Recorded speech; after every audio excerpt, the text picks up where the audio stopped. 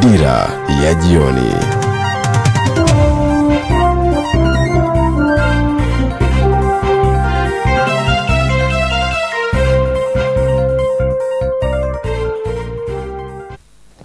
Waligani mtazamaji wa Zanzibar Cable Television, ikiwa leo ni siku ya Jumanne ya tarehe 20 mwezi huu wa 5 mwaka 2025. Tunakutana hapa katika Dira ya jioni kwa ajili ya kujuzana taarifa na matukio mbalimbali ambayo yamechukua nafasi katika siku hii ya leo. Kumbuka kipindi hiki kinakujia kila siku kuanzia siku ya Jumatatu hadi Ijumaa majira ya saa 10 kamili za jioni. Mimi ni Bakari Masudi, na miongoni mwa taarifa ambazo tumekuandalia katika siku hii ya leo, tunaambia kwamba katibu kamati maalum ya NEC Zanzibar idara ya itikadi amesema viwanja ambavyo vimejengwa vipo kwa ajili ya kukuza vipaji, lakini pia kuvutia watalii wa michezo. Ni miongoni mwa taarifa ambazo tumekuandalia katika siku hii ya leo. Naam, tuanze na taarifa ambazo tumekuandalia katika siku hii ya leo. Tuanze na taarifa hapa katika habari za ndani za nchi, ambapo tunaambia kwamba katibu kamati maalum ya NEC Zanzibar idara ya itikadi, ujenzi na mafunzo Khamis Mbeto Khamis amesema kuimarishwa kwa viwanja vya michezo vyenye hadhi ya kimataifa kumepelekea kupata wageni na kuvutia watalii wa kimichezo. Akizungumza na mwandishi wetu katika ofisi kuu ya CCMBC Wandoni, amesema kufuatia ujio wa wachezaji wa kongwe wa timu ya taifa ya Brazil kutasaidia kuitangaza Zanzibar kimataifa. Tupate taarifa zaidi. Kwenye utalii tunasema kuna A5. Kuna mambo makuu matano. Kuna good infrastructures, lazima una miundombinu mizuri inaofanya watalii waje. Kuna kitu kinaitwa good service, lazima una huduma nzuri zinamfanya mtalii awe repeaters tourism, awe anakwenda na rudi tena. Lakini ufanye promotion and marketing, lazima ufanye marketing, uuze bidhaa yako, lakini uwe na peace and stability katika nchi, uwe na amani na utulivu, na hivi vyote vipo. Kwa maana hiyo la kwanza nakwambia good infrastructure. Ndio maana tumejenga mabarabara, tumejenga viwanja vya michezo hao. Kwa maana kila mtu atakayetaka kuja Zanzibar anakuja iko very comfortable, kwa maana anapata good facility kumhakikisha ataenjoy. Maana yake nini? Atakwenda kuenjoy kwenye fukwe. Zanzibar among the 3 top the best beach around the world. Zanzibar ni beach ya 3. Zanzibar ni nchi ya pili duniani yenye vivutio vingi vya utalii, ama Tanzania ukiacha Brazil hiyo. Tanzania ni nchi ya pili yenye vivutio vingi. Kwa maana Tanzania tuna vivutio vya fukwe, tuna vivutio vya historia, tuna vivutio vya mbuga za wanyama, tuna historia ya miji ya kale. Kwa maana hivi ndo vivutio vikubwa duniani. Kwa maana Tanzania inazidi kwenda kukua sasa. Kwa maana hiyo, na ndio maana sasa hivi tunakwenda kwenye kivutio kingine ambacho Rais Mwinyi amekitarget, kivutio cha michezo. Leo tuna viwanja vya tennis, volleyball, basketball umeviona, bichi, na tunaenda kujenga beach soka pale mwingine, uwanja mkubwa kabisa. Lakini pia tuna uvutio wa water sport, michezo ya baharini. Unaona pale kwenda Verde kwa bahari safi, unaona. Kwa maana hayo ndo malengo mapana ya Rais Mwinyi kuhakikisha Zanzibar inakuwa destination, East African Center ya utalii, kwa maana utalii wa aina sote, kama utalii wa michezo, utalii wa fukwe, utalii wa mbuga, utalii wa kihistoria. Fursa inayokuja, hawa watu wana watu wengi wanawatizama. Tutumie kutangaza Zanzibar, tutumie kutangaza utamaduni wetu, lakini tutumie kuonesha ile kindness, ukarimu wetu wa Zanzibar. Naamini bado jua huu Zanzibar itafurika. Sasa hivi target yetu sisi tufikie kwa mwaka watalii zaidi ya 1.5 milioni. Tunataka tuwe nusu kwa nusu baina sisi na wageni. Kwa maana hiyo, na hakika pato la nchi linakwenda kuongezeka, na hakika sasa hivi michezo mbalimbali ambayo itakuwa inachezwa italetwa Zanzibar. Kwa hiyo tukipata michezo hiyo, kwa maana sasa tunakwenda kwenye utalii wa kimichezo. na utalii wa kimichezo utakuwa ni portion moja muhimu sana katika kukuza uchumi wetu, lakini katika kuitangaza Zanzibar. Na bahati nzuri wachakuja wana michezo wingi, kina Thierry Henry wengi tu wachakuja. Kwa hiyo sasa tunataka kufanya tunaita mobilization na kufanya kampeni maalum kuandaa mechi moja ya veteran wa kimataifa ije kuchezwa Zanzibar. Kwa hiyo kufanya kina Zidane, kina Ricardo Kaka, kina Cristiano Ronaldo, au unakusanya kina Ronaldinho, Ronaldo mwenyewe, Dilima, wako wengi tu. Naam, huyo ni katibu kamati maalum ya NEC Zanzibar, idara ya itikadi, ujenzi na mafunzo, Khamis Mbeto Khamisi, akizungumzia kuhusiana na ujio wa wachezaji wa kongwe timu ya taifa ya Brazil, lakini amegusia mambo mbalimbali ambayo tutaweza kunufaika kama taifa, kama visiwa, kuhusiana na kuja kwa wachezaji hawa, wakiwemo wale wachezaji ambao tunafahamu sana kama wana michezo, kama ni mfuatiliaji wa michezo zaidi katika visiwa hivi, basi itakuwa wachezaji hawa ambao watakuja katika visiwa hivi vya Zanzibar kucheza na wakongwe wale wa visiwa hivi kwa ajili ya kuonyesha vipaji ambavyo tunavyo katika visiwa vyetu hivi vya Zanzibar. Lakini Mheshimiwa Mbeto amezungumzia mambo mbalimbali ambayo yataweza kutusaidia kama taifa. Amesema kwamba kuwepo kwa miundombinu ni jambo ambalo tayari kama visiwa vya Zanzibar kupitia rais wetu Dr. Hussein Ali Mwinyi ameonyesha ekeza zaidi katika masuala mazima ya miundombinu. Tunaona viwanja vya mpira ambavyo vinajengwa mbalimbali katika visiwa hivi, katika maeneo mbalimbali, ikiwemo kiwanja cha Amani, ambacho kiwanja hiki kitaweza kuchukua ama kinaweza kucheza mechi za aina yoyote zile za kimataifa ama za ndani nikizungumzia ligi kuu ya Zanzibar, ama kama kuna klabu za Tanzania bara zitahitaji kucheza katika viwanja vya Amani, basi vinapata nafasi hiyo. Na tumeona mechi kadhaa tayari zimeshachezwa baada ya ukarabati mkubwa uliofanyika katika viwanja hivyo. Lakini pia vivutio vya kimichezo tunaona amezungumzia kuhusiana na kuwekwa fukwe ama viwanja vile vya fukwe, lakini pia masuala mazima ya michezo ya kuogelea ama water sports. Ni jambo ambalo linavutia watu kwa kiasi kikubwa zaidi duniani, kwa sababu michezo ni ajira. Kwa hiyo kukiwa na nyenzo muhimu ambazo zitamwezesha yule mwanamichezo kuweza kucheza ile michezo, basi kutaongeza kukua kwa watalii, kwa sababu mtalii naye atataka kuja kutumia viwanja vyetu ama kutumia vitu ambavyo vinapatikana katika sehemu zetu, hasa katika sehemu za visiwa, kuja kujituliza, lakini pia kupata zile burudani za kimichezo.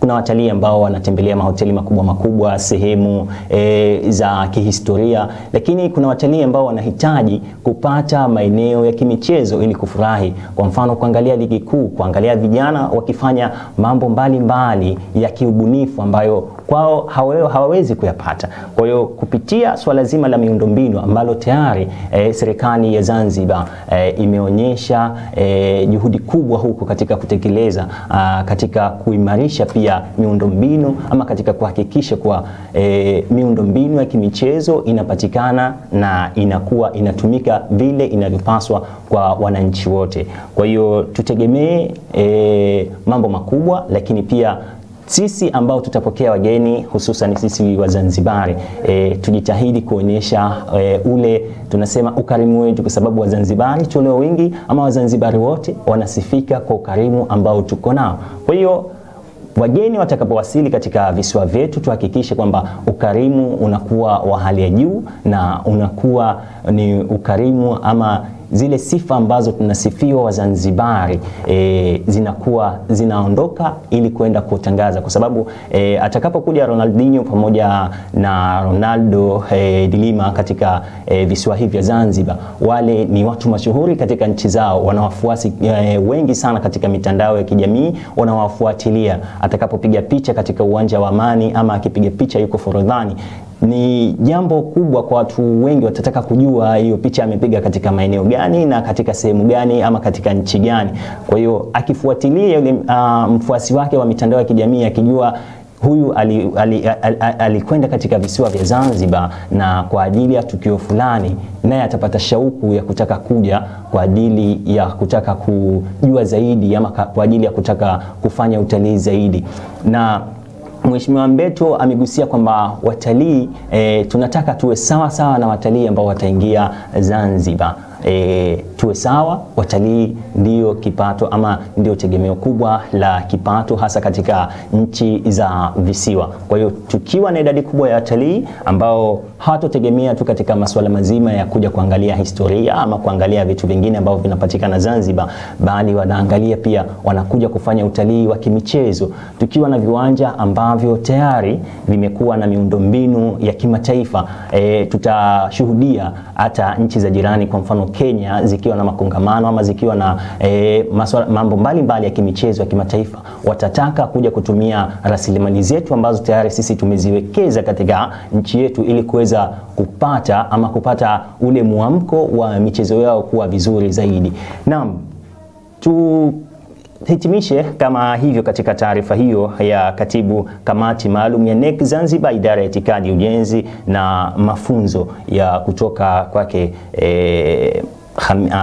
Hamisi Mbeto Hamis. Naam, tuangazie taarifa nyingine ambayo tumekuandalia katika siku hii ya leo. Tukigeukia katika taarifa nyingine, tunaambia kwamba utelekezaji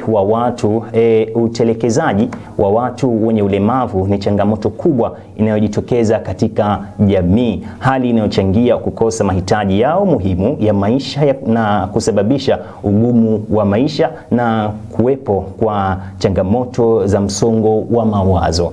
Suala la usawa wa kijinsia hukosekana hasa pale mzazi mmoja au jamii kushindwa kuwajibika katika utoaji wa huduma kwa mtoto mwenye ulemavu. Mwandishi wetu Jaza Kombo anatujuza zaidi. Mwanamke huyu ambaye ni mjane maeneo ya Shakani anaishi na mtoto mwenye ulemavu. Mtoto wenyewe ana umri wa miaka 18, mtoto wa jinsia ya kiume. Mtoto huyu ametelekezwa na baba yake baada ya kuzaliwa tu na kutambulika kwamba ni mwenye ulemavu. Malezi ya mtoto huyu yamemfikia mama yake peke yake. Sina msaada ule mkubwa wa kusema kwamba na mtu akunisaidia mwenye uhakika, sina. Japo watu mpo mnapambania na mnajitahidi kupambania, na naomba mzidi kupambania ili lengo lifike. Baba yeye ndo alinitelekeza toka mtoto ana miezi 3. Ulezi aliniachia baada kuona ule mtoto hali aliyokuwa nayo hapiti mpaka leo, lakini yuko hai, anatembea na maisha yanaendelea. Suala la kumlinda mtoto na vitendo hivyo likoje kwako? Suala la kumlinda mtoto na vitendo hivyo, Mungu atanisaidia, siwezi kusema kupitiliza. Ikiwa yule mimi mwanangu sitaki kile alimkuta, wala sitosubutu wala sitolifurahia ile swala limkute, lakini hata kama nitatoka uangalizi kidogo upo. Na ninawashukuru kwa hawa watu waliojitolea kuja kunisaidia na mwanangu, na naomba kama watu wengine wanaoweza kuja kunisaidia pamoja na mwanangu mahitaji mengine. Ikiwa sisi kama wanawake wenye mahitaji tunaohitaji mahitaji, wenye watoto kama wale wanaotokea kunisaidia, basi naomba na wanawake wenzangu pia wawe kipaumbele kuja kunisaidia pamoja na ule mtoto, tumlee pamoja, tusaidiane. Na washukuru na Zanzibar Cable nao pia kwa kupambania ili mtoto afike katika hatua nzuri.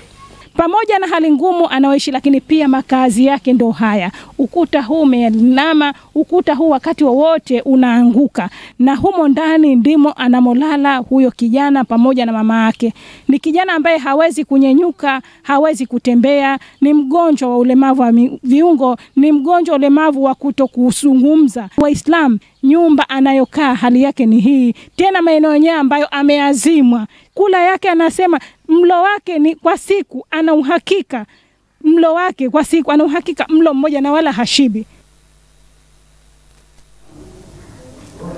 Naam, ni taarifa yake hiyo Jaza Kombo ikitueleza kuhusiana na watu utekelezaji wa watu wenye ulemavu ni changamoto kubwa, na ni kweli katika jamii nyingi kama alivyozungumza mama wa mtoto huyo kwamba baada tu ya kujifungua na kuona kwamba mtoto wake hali ndiyo kama hiyo ambayo umeiona yuko nayo, basi mzazi wa kiume yeye akaamua kula ama tuseme kwamba akaamua kukaa pembeni, kisa na sababu mtoto wake hali yake ama amekuwa na ulemavu, jambo ambalo linapelekea changamoto kubwa katika malezi.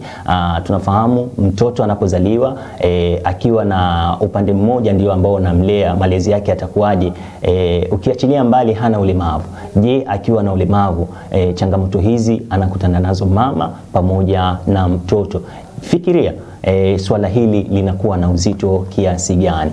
Ndiyo hapo unakuja kusikia labda mama amekata tamaa, labda msongo wa mawazo umemwingia zaidi na kutaka kuchukua hatua ambazo si stahiki. Na katika jamii watu wengi wamekuwa wakiwafungia watoto wao ambao wana ulemavu bila kuwapa mahitaji ya msingi kama elimu na mambo mengine, jambo ambalo serikali limekuwa likipiga kelele huku na kule ama likitoa taarifa na misaada mbalimbali ili kuhakikisha watoto wenye ulemavu wanapatiwa haki zao za msingi. Lakini katika swala zima la malezi jamii, tuanze na wazazi, tuje na familia pamoja na jamii inayotuzunguka. Tunatakiwa tuhakikishe kwamba tunakuwa na moyo uliokuwa wa huruma kwa ajili ya kusaidia watu wenye ulemavu kuanzia mahitaji yao ya kawaida na mahitaji ya msingi, ikiwa ni chakula, mavazi pamoja na makazi, ili nao kuwapa thamani katika jamii, kwamba wana thamani fulani katika jamii, ili na wao utoke ule upweke ambao wako nao, kwa sababu mtu unapomtenga kwa sababu ya hali yake ya ulemavu ni mara moja kupata msongo wa mawazo juu ya kile ambacho yeye anapitia na kuchukua hatua ambazo hazistahili kuchukuliwa kibinadamu, ama maamuzi ambayo kila mmoja atakuja kukaa aseme mimi angenifuata basi ningemtekelezea ama ningemfanyia kitu fulani na kitu fulani. Kabla hayajatokea haya ambayo mimi nazungumza hapa, basi unatakiwa ufanye juhudi za kumtafuta ama kufanya juhudi za makusudi kwenda kutembelea watu wenye ulemavu ili kuona changamoto zao, na kama una uwezo wa kuzitatua basi changamoto zile uweze kuzitatua kwa namna yoyote ile, japo kwa kukaa naye tu kwa dakika kadhaa, kwa sababu tunaambiwa kwamba mtu hata kama huna kitu cha kuweza kumpa mtu, basi tumia hata maneno kuweza kumfariji naye ajisikie ni binadamu mwenye thamani ya hali ya juu na anathaminiwa katika jamii. Kwa hiyo usishangae kusema kwamba ama usikae nyumbani ukasema kwamba mimi sina kitu cha kumpa, maneno matupu tu hawezi kumpa chochote. Ni jambo ambalo tunajidanganya, kwa sababu mtu ukimpa hata maneno mazuri basi pia kwake ni sadaka na itamuongezea kumtoa ama itamtoa katika msongo wa mawazo, kwa sababu watu walio wengi wanajikuta katika hali mbaya wakiwa katika msongo mkubwa wa mawazo kwa sababu ya upweke na dhihaka ambazo wanazipata katika jamii, hasa watu wenye ulemavu. Ni vizuri kutumia maneno ambayo ni ya busara kwao katika kuelimisha, lakini pia kuwakataza.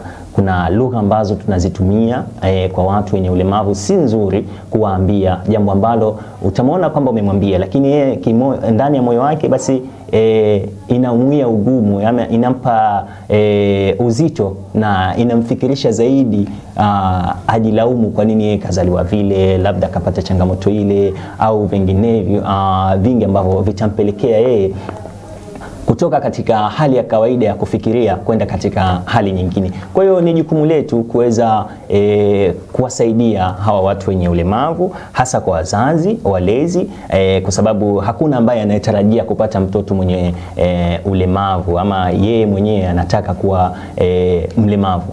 Ni jambo ambalo Mwenyezi Mungu tayari ameshakadiria na amekujalia kuwa kama ni riziki yako kupata mtoto mwenye ulemavu ama kupata ndugu rafiki mwenye ulemavu. Kwa hiyo ni jukumu lako kuweza kumlinda pamoja na kumsaidia katika hali yoyote ile ya kibinadamu, kwa sababu unapomsaidia yeye kwake itakuwa si kama msaada, bali itakuwa ni zaidi ya msaada na ndivyo ambavyo tunatakiwa tufanye kila siku kwa watu wetu, iwe unamjua au mfahamu au ni mtu wa karibu zaidi, kwa sababu unapokaa naye basi mambo mengi utaweza kuyafahamu kupitia yeye. Leo inafika sehemu ama inafika wakati mtu anashindwa hata kumsogelea ndugu yake ambaye mwenye ulemavu, akiamini kwamba naye atapata hali kama ile, jambo ambalo si la kweli. Unamkimbia, lakini atakaa na nani? Atakuwa anahudumiwa na nani? Kwa hiyo msaidie mwenzako ili na wewe huwezi jua, kwa sababu kama hujafa hujaumbika, naweza kuwa umetoka tu, si mambo ya kuzungumza, lakini tunapaswa kuwa na moyo mkunjufu na moyo wa huruma kwa watu wenye ulemavu. Naam, tukihitimisha kwenye taarifa hiyo ya utekelezaji wa watu utelekezaji wa watu wenye ulemavu imekuwa ni changamoto, tumalizie na taarifa nyingine kwa upande wa habari za kitaifa kwa siku hii ya leo. Na tunaambiwa kwamba barabara inayounganisha mitaa ya Msasani pamoja na mtaa wa Transformer katika kata ya Mureti imekuwa kikwazo nyakati za masika na kiangazi. Barabara hiyo wakati wa kiangazi hugubikwa na vumbi, huku kipindi cha masika ikijaa maji. Tupate taarifa zaidi. Kwa sababu barabara zetu kwanza hazina mitaro hamna mitaro kupitisha maji. Kwa hiyo maji yanakuwa yanatoama barabarani, kwa hiyo kupita inakuwa ni kazi. Kuna madimbwi. Juzi wakaleta mawe wakayamwaga pale, barabara yote ilikuwa imejaa madimbwi, yote ni mbovu kabisa. Wewe mama wangu. Na huyu anayesema wananchi wanaosema barabara ni mbovu hawana akili, hajaangalia hali halisi. Maji yanaingia mpaka ndani. Ndio kama hivyo, hamna marekebisho. Wanasema wanamwaga vifusi hakuna, wanatuletea majabali mwisho, ndio kama hivyo magari yanasumbua nini. Jamani, tunaomba viongozi mlioko huko juu, tunasikia grader zimenunuliwa. Tunaomba basi tuzione angalau hata tutokane na hii kero. Barabara hiyo iko chini ya taasisi ya TARURA. Mtu sahihi nafikiri wa kujibu hilo ni meneja wa TARURA.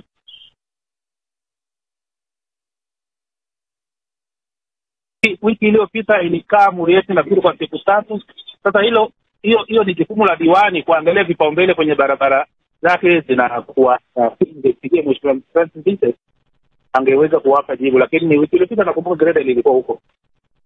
Msaikimea inaelezwa kwamba hilo grader la kuchonga barabara halionekani mtaani kwa sababu ni kama uchaguzi wa aina ya grader ya kununua uligubikwa na kukosekana kwa uweredi, maana kwa vipimo na saizi yake inaelezwa Ulaya huwa ina kazi ya kusomba barafu, na nyinyi mmenunua kwa ajili ya kuchonga barabara. Naogopa mkiingiza barabarani siku hiyo itakatika na kushindwa kufanya shughuli na mtaumbuka. Hizo takwimu sijui umezitoa wapi, lakini kwa mimi ninavyojua tumenunua grader ya kujenga barabara na inatafanya maeneo mbalimbali bila kikwazo. Sasa hizo takwimu ambazo hizo inasemekana, tamuulizo huyu ambaye alikusemea kwamba grader lile ni la kusukuma barafu, lakini mimi ninavyojua grader ni la kujenga barabara. Unasikia Korumba? Ukilitazama hilo grader size ya tairi zake ni size 11, wakati ya kuchonga barabara ni size 16. Mlizingatia nini? Wewe sio mhandisi wala mimi sio mhandisi. Ukitaka habari zaidi ya haya mambo ya technical, nenda ofisi ya mhandisi wa jiji utapata majibu barabara. Tukirudi kwenye barabara, Msaikimea, mwanasiasa gani mwenye jukumu la kuisimamia TARURA kama wewe Msaikimea ambaye madiwani wote mnaisimamia halmashauri mnasema haiwahusu? Sisi tunaisimamia halmashauri. TARURA iko chini ya Wizara ya TAMISEMI, ina management yake na uongozi wake. Hatuwezi kuwajibisha moja kwa sababu ni taasisi ambayo iko chini ya halmashauri ya jiji la Arusha. Utendaji kazi wa TARURA unaridhishwa nao? Siwezi kusema moja kwa moja naridhishwa nao, siridhishwi nayo kwa sababu sijui bajeti zao zinakuaje na mfumo wao wa pesa ukoje. Kwa hiyo hilo swali kama nipata wasaa waulize TARURA wenyewe. Msaikimea miaka 5, unakaribia kumaliza miaka 5 kwenye ofisi, ufahamu hata bajeti ya TARURA. Je, tuna meya sahihi Arusha? Tuna meya sahihi na chenchi na baki ambaye hafahamu hata bajeti ya TARURA ikoje hadi anamaliza muda wake. kuwa na budget ni kitu kimoja na upatikanaji wa hiyo budget ni kitu kingine, na mtu sahihi wa kusemea budget ya TARURA ni TARURA wenyewe. Umewahi kukutana na kukaa kikao na TARURA wewe na baraza lako la madiwani? Tunapata wasaa wa kukutana na TARURA na tunajadiliana mambo mbalimbali. Kwa hiyo kwa jibu la swali lako tunakutana. Moja kati ya maswali ambayo hamruhusiwi kuwauliza ni swala la bajeti zao, sio? Kuna bajeti na upatikanaji wa bajeti. Haya ni mambo mawili tofauti. Kwa hiyo TARURA anaweza kutuambia bajeti yetu ya mwaka huu wa fedha wa 2025-26 ni kiasi fulani, lakini kwenye akaunti mpaka dakika hiyo inaonekana kuwa hakuna hela. Sasa ili utekeleze mradi lazima uwe na pesa cash. Mnapaswa kurudi kwa wananchi na kuwaomba radhi kwa sababu mnasimamia taasisi ambayo haina budget. Wananchi wanatakiwa waelimishwe. Lakini kitu kingine ambacho labda ningeshauri kwa Kolumba, tunaenda kwenye uchaguzi mkuu. Na nimekuona wewe kama ni mtu una machungu sana na maendeleo, na inaonekana unajua vitu vingi na namna ya kuwasaidia wananchi. Mimi ningetoa rai kwako na kwa wengine wote ambao wanaona viongozi walioko hawajafanya kazi nzuri na pengine wanastahili viongozi wengine. Mimi niombe hata wewe chukua fomu gombee utusaidie, au mwananchi mwingine yote achukue fomu agombee atusaidie, kwa sababu Tanzania ni ya kwetu sote, Arusha ni ya kwetu sote, na kila mtu ana haki ya kutusaidia pale ambako anaona mwingine hajaenda ndivyo sivyo. Na meneja wa TARURA naye unamshauri achukue fomu agombee? Sijakuambia, meneja wa TARURA hajaongea na mimi na hajanitupia tuhuma zozote za uongozi. Wewe ndio umesema. Wewe kama unaona madiwani walioko hawa viatu haviwatoshi, jaribuni na nyie muone. Kwa upande wa meneja wa TARURA, naye anaeleza kwamba barabara hiyo ina budget. Global TV baada ya kufika tumeona hali ya kusuasua ya ujenzi wa barabara hiyo ambayo miaka yote imekuwa ikijengwa bila kuwekwa matoleo ya kutolea maji. Wananchi wanalalamikia barabara hiyo kwamba haijafanyiwa ukarabati kwa muda mrefu, kipindi cha kiangazi na kipindi cha masika, na wanahisi njia pekee ya nyinyi kwenda kufanya ukarabati huo ni hadi waandamane. Tumejaribu kuongea na halmashauri, wanasema barabara hiyo iko chini yenu TARURA. Sasa wakisema hadi waandamane, hawana viongozi wao waulize. Hatuna hela ya kukaa nayo kwamba nina keshi mfukoni, mwananchi akiandamana anaenda kutengeneza barabara. Hatuendi hivyo. Budget hizi tunapitisha kwao kupitia kwa madiwani wao, na wanakuwa wanajua kuanzia mwanzo wa mwaka kwamba barabara ile ina budget au haina budget. Sasa wakiandamana kama haina budget, mimi nitapata wapi fedha? Siwezi kupata fedha. Kwa hiyo kama ina budget itatengenezwa kwa mujibu wa budget. Kama haina budget tutaangalia kama inahitaji emergency, tutaiombea fedha za emergency kama imeshindwa kupitika kabisa. Vinginevyo sisi hatutekelezi kazi kwa mujibu wa maandamano ya wananchi. Wananchi akiandamana maana yake anafanya makosa. Okay, meneja, labda mnaifahamu hiyo barabara na ipo katika hali gani kama mnaifahamu? Kama ndio hiyo barabara ina budget na ina mkandarasi na ameshaanza kazi yuko site. Na nimewaeleza wananchi huyo mkandarasi ameanzia sehemu nyingine, kwa sababu hizi package ili wakandarasi waweze kutenda, wanatenda package maeneo mengi na hawezi kuanza maeneo yote kwa wakati mmoja. Kwa hiyo anaweza kaanzia huko anatengeneza mifereji, baadaye anahama anakuja barabara inayofuata ili mradi tu awe ndani ya muda wake wa utekelezaji. Labda mlifuatilia namna anavyofanya hiyo kazi yake, maana kinachoelezwa ni kwamba amemwaga mawe, sio hata kokoto. Mawe hayo yanachana tairi za magari na yameleta usumbufu zaidi kwa wananchi kupita. Sasa sijui mmeona au ndio utaratibu? Amemwaga yeye mwenyewe. Mkandarasi kwa. Basi ngoja kama ni yeye mwenyewe amemwaga, ngoja nimtafute msimamizi wa eneo hilo nione kama ni kweli amemwaga yeye mwenyewe au amemwaga wananchi. Okay, na mwisho kabisa wanalalamika kwamba mara zote kikuanguliwa huwa hakuna mitaro ya maji, hali inayopelekea kuharibika kwa haraka na fedha za serikali zinakuwa kama zimesombwa na maji. Mitaro ya maji kwa maana kwamba mitaro ambayo imejengewa kabisa au mitaro ambayo inakatwa ili kutoa maji barabarani? Ya kukata ili kutoa maji barabarani. Daima inatakiwa iwepo, unless labda wananchi wazuie kwa maeneo yao patikane mitaro, na hatuwezi kuacha barabara bila kukata mitaro. Tunapotengeneza tunajua kwamba tutanyesha na maji yatatoka barabarani na lazima yatatoka. Yatatakiwa kutoka. Kwa hiyo kwa mujibu wa mkataba, kama anafanya kazi maji ya barabara atakwangua na mitaro atakata. Kwa hiyo kwa mkataba wa mwaka huu ndo atafanya hivyo, kwa sababu miaka yote hazikuwahi kuwa na hizo mitaro ya kutolea maji. Sasa mimi wakiniambia miaka yote hiyo mitaro hata sijini, kwa sababu mimi mwenyewe ni mgeni, alafu nafikiri kama mtu anaweza kutengeneza barabara asikate mitaro ya kutoa maji. Kwa hiyo wananchi ni waongo. Unless kama iwe hayo maeneo huwa hayana uwezo wa kukata maji, labda tujengee mitaro ili ifike mahali ambapo maji tunaweza tukachepusha. Lakini kama pana maeneo ambayo maji tunaweza tukachepusha pembeni, wala haina shida kukata mitaro. Na hiyo ndio kipaumbele cha kufanya barabara iende kwa muda mrefu zaidi ili maji yatoke barabarani.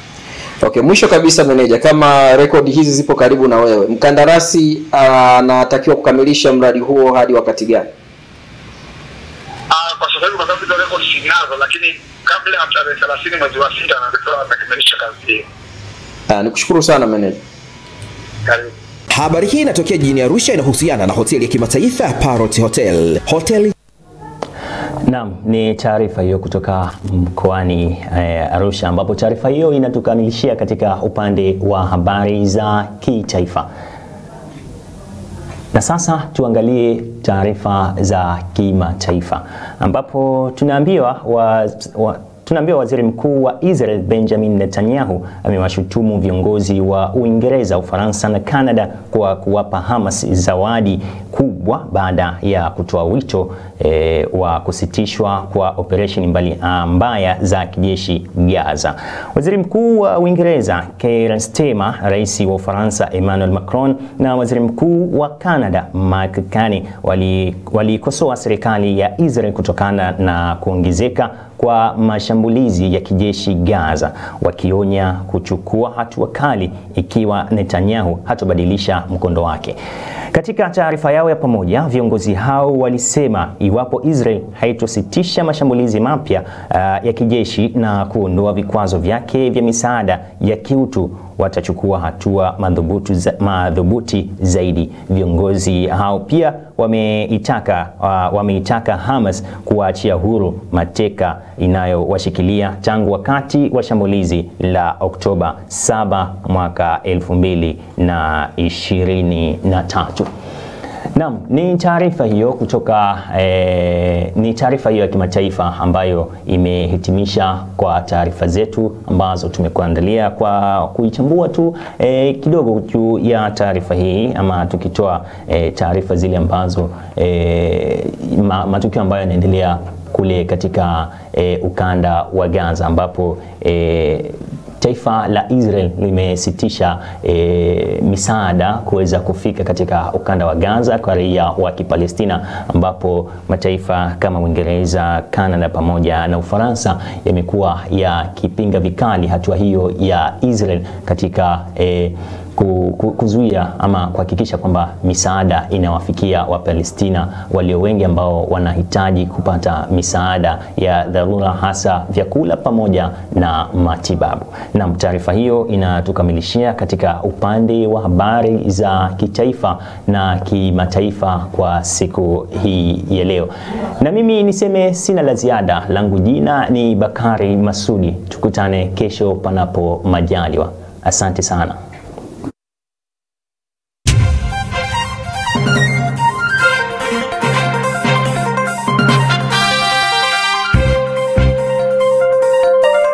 Hii ni Dira ya Jioni.